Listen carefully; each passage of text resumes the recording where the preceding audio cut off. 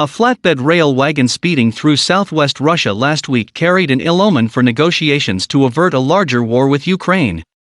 On board was a Buk M1, the kind of medium-range surface-to-air missile system that became notorious in 2014 after a missile fired from territory controlled by Russian proxies in eastern Ukraine shot down a Malaysian airliner, killing all 298 people aboard.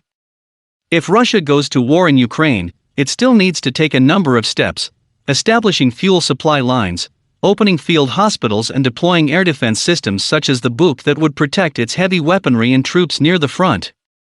Even as Joe Biden and Vladimir Putin were sitting down to talks meant to end the crisis, Russia was inching closer to being ready to launch a full-scale ground invasion of its neighbor. These data allow us to conclude that despite the negotiations between Biden and Putin, the concentration of Russian troops in the areas bordering the territory controlled by the Ukrainian authorities continues, wrote the Conflict Intelligence Team, CIT, an online research group that has used social media, railway schedules and other data to reveal details of Russia's military buildup on the border. Putin may still decide not to launch an invasion, as he leaves troops near the front as leverage for negotiations.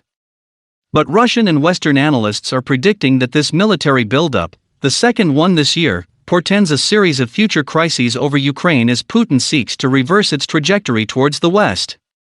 Despite the Putin-Biden talks, the crisis is growing deeper. On Thursday, Russia's FSB said it had intercepted a Ukrainian ship in the Sea of Azov near Crimea for failing to obey orders. A day later, Russia closed nearly 70% of the Sea of Azov, a shared body of water also used by Ukraine for firing drills. Then there is the escalating rhetoric. Deputy Foreign Minister Sergei Ryabkov has said Russia and the US may be hurtling towards a repeat of the 1962 Cuban Missile Crisis. And Putin said that the situation in eastern Ukraine looked like genocide in a recent meeting, raising fears he could seek a pretext to send his troops into the country.